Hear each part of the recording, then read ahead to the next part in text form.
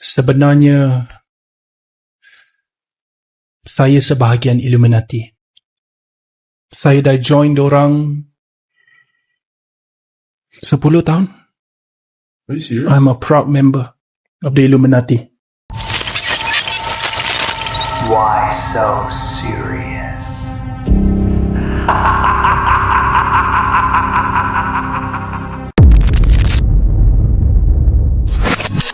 Hello guys, hari ni kita nak sembang satu benda yang aku rasa ramai dah nampak dekat TikTok, dekat Twitter, dekat mana-mana platform lah.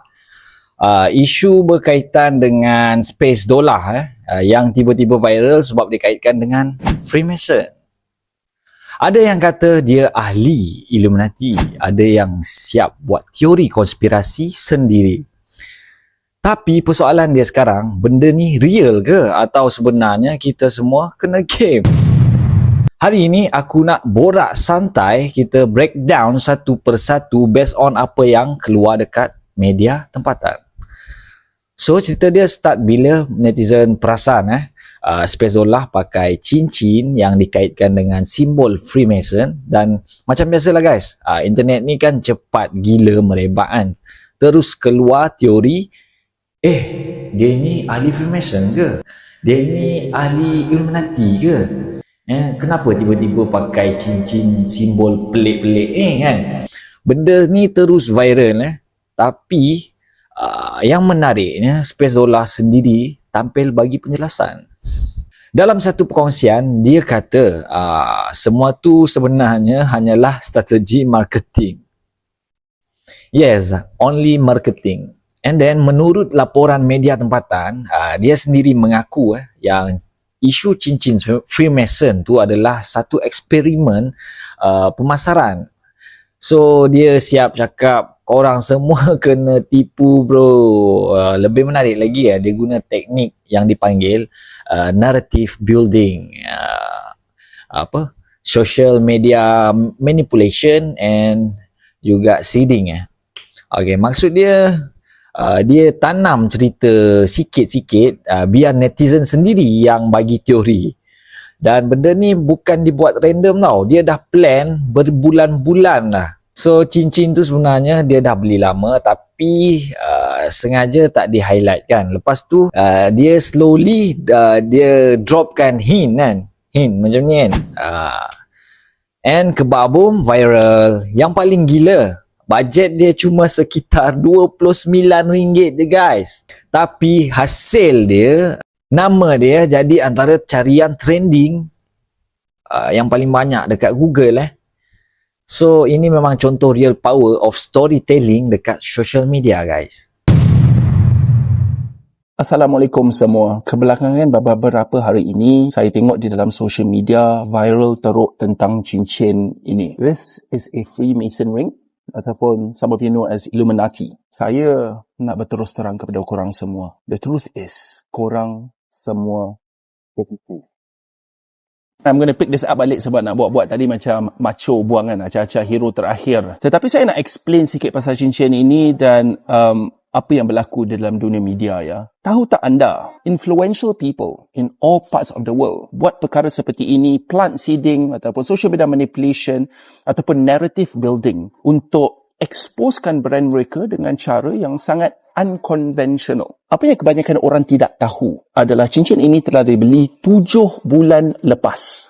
For that period of 7 months, nobody noticed. Tak ada orang perasan pasal cincin ini, adalah segelintir orang tetapi no one brought it up to a massive level. Tetapi sekarang, it went ultra viral. To tell you how ultra viral it went, today, hari ini, brand Space Dollar di Google search keyword SEO adalah nombor 1.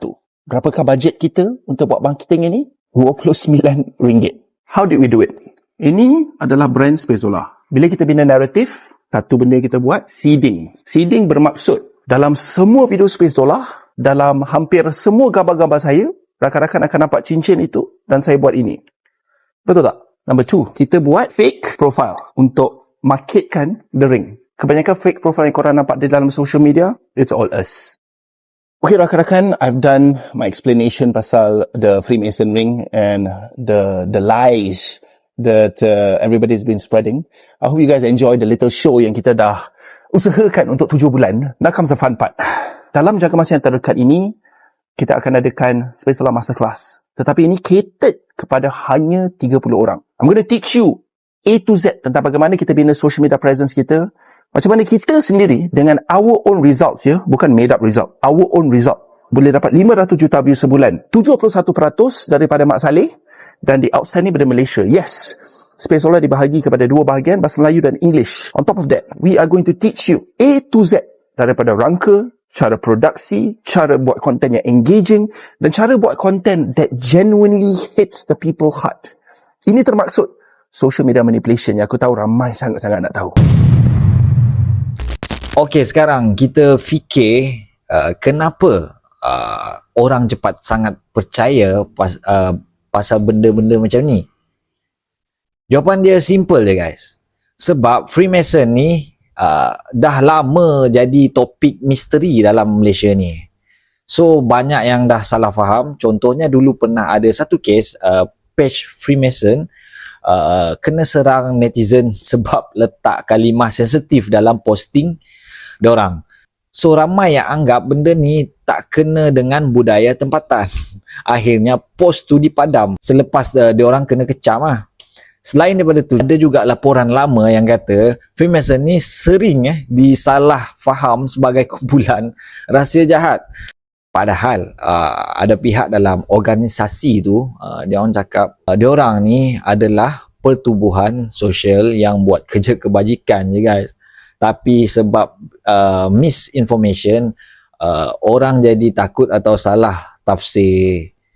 So tu masih jadi teori konspirasi lah. So bila ada simbol, otak kita terus pergi ke arah konspirasi. Sekarang ni soalan paling penting. Apa yang Space Dollar buat ni, jenis marketing ke ataupun manipulation? Kalau korang tengok dari sudut marketing, memang nampak jenis. Dengan RM29 dia dapat perhatian seluruh Malaysia, engagement yang agak tinggi and nama dia trending. Tapi dari sudut lain, ada juga yang rasa benda ni mainkan persepsi orang sebab dia guna elemen sensitif and biar orang buat spekulasi dia sendiri. So benda ni bergantung pada perspektif masing-masing. Apa yang aku rasa paling penting dari kes ni adalah internet sekarang bukan sekadar tempat share info ya guys, tapi tempat bina naratif. So kadang-kadang apa yang kita nampak viral tu bukanlah kebetulan, tapi memang dah dirancang ataupun dah diplan lama lah. And kita sebagai netizen kena lebih critical, jangan terus percaya. So itulah dia cerita sebenar pasal isu Dollar Space dengan cincin Freemason dia. Bukan konspirasi besar mana pun, tapi lebih kepada eksperimen marketing yang agak menjadi. So apa pendapat korang? Genius move ataupun over? So drop your comment at below. And kalau korang suka konten macam ni, please consider to subscribe, like and share. So apa-apa Roger.